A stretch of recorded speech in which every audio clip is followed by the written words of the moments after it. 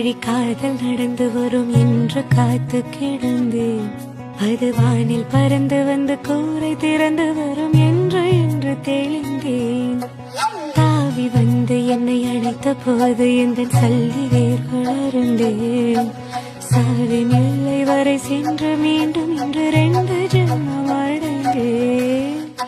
துடிக்கும் உதடு கொண்டு துடைத்திடு வெட்கத்தை, அணைப்பின் ஆதிக்கத்தால் வெளியேற்று அச்சத்தை.